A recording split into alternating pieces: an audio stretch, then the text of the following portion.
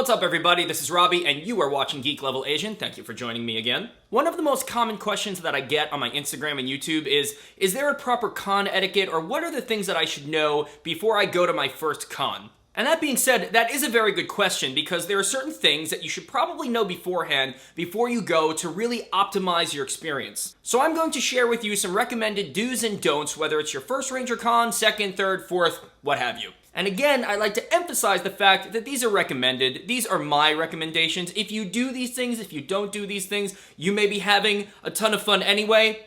It's only my opinion. So first, let's go over the 3 things that I think you should do. The first one being plan ahead. Now, this is really for your own benefit. There have been many times that I've gone to an event, gone to a con, and I've missed out on some really awesome conversations, some really awesome events at the con, some panels that I may have wanted to go to, all because I didn't actually read the website beforehand or I didn't read the program when I got there. Which is funny because I'm not the type of person to open up a new anything and not read the instructions. I always do.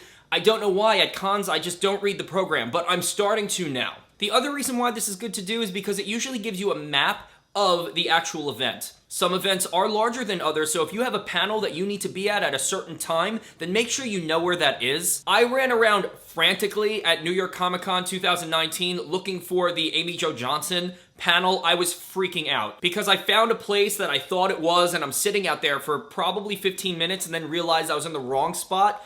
And then I had to ask a bunch of people. I'm running all around the Javits Center trying to find the room I'm supposed to be at. The other thing you're going to want to plan out ahead of time is your packing, especially if you're not staying at the hotel or near the hotel that the event is at. Because chances are you're going to be buying a bunch of stuff, so you want to make sure that you're able to take that back to where you're staying easily. And at the last Power Morphicon, I was staying maybe 5 minutes away by car, so every time I went to the con and back to my hotel, if I was carrying a lot of stuff, I had to get a cab, and it was a little inconvenient. And on that note, make sure that you've saved room in your luggage. How are you planning on taking all of the toys, the Zords, the Ranger figures, the comics, anything that you bought back to where you live? So just make sure not to overpack, leave space in your bags for things that you think you know you're going to buy if you see it. You know, you probably already have an idea of the things that you want to get. Like, you know what, if I see that, I'm probably going to buy it. Just make sure there's room for it. The second thing on my list of things that you should do is make time to eat. When we're all out and about having fun, making new friends, talking to some friends that we were meeting online for the first time and all of that stuff, it's very easy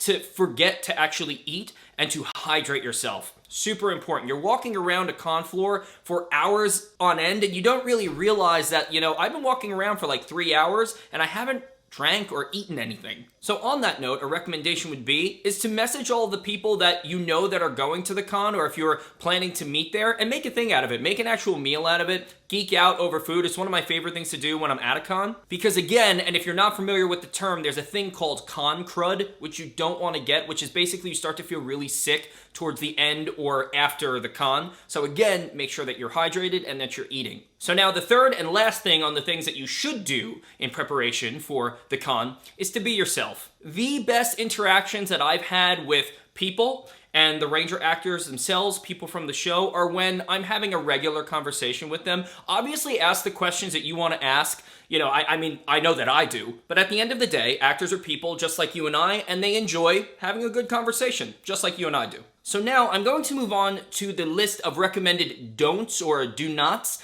And again, these are recommended. If you do these things, I'm not here to stop you, but I'm here to recommend to not do these things. So number 1, don't be intimidated. I will be the first to say that I know exactly what it's like to be starstruck once you get in front of that actor or ranger, whoever it is from the show that you've traveled miles to see and you've practiced your questions. I know what that's like. Hi, my name is Robbie.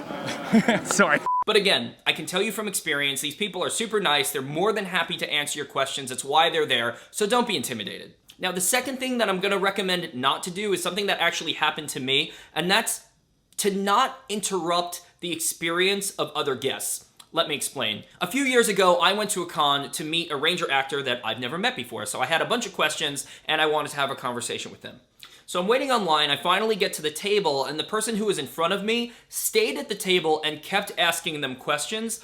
and I didn't get to ask anything. It was basically me just waiting to get a word in, and the person just kept asking questions to the point where my time was over and that was it. Because it not only made it awkward for me, it also made it awkward for the actor themselves because they obviously know that we want to individually have conversations with them, and if you're just interrupting their experience, it's very hard for them to say, because they're not going to say, hey, you know, buddy, your time is up, because there really is no rule in that regard.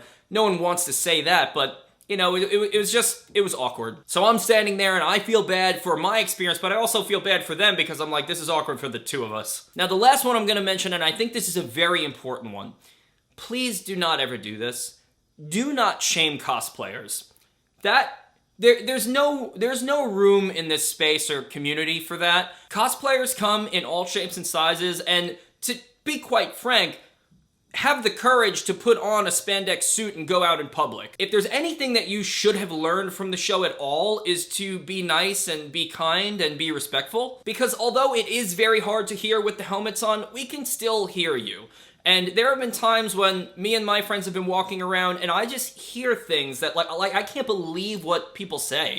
It's very upsetting. Basically, we're all there to have a good time, so don't say things that are going to spoil somebody else's. So that's it, everybody. Those are my recommended do's and don'ts for anyone who will be attending a RangerCon, whether it's your first, your second, again, however many you're going to or you want to go to. So if you have learned anything today and you found this video helpful, go ahead and hit that like button. If you'd like to see more of my videos, don't forget to subscribe to my channel. It's very easy to do. You can also follow me on all the social media networks. Once again, my Facebook was unpublished again, so Facebook is a problem. Go follow me on Instagram. So I hope to see you all at a con soon, and may the power protect you.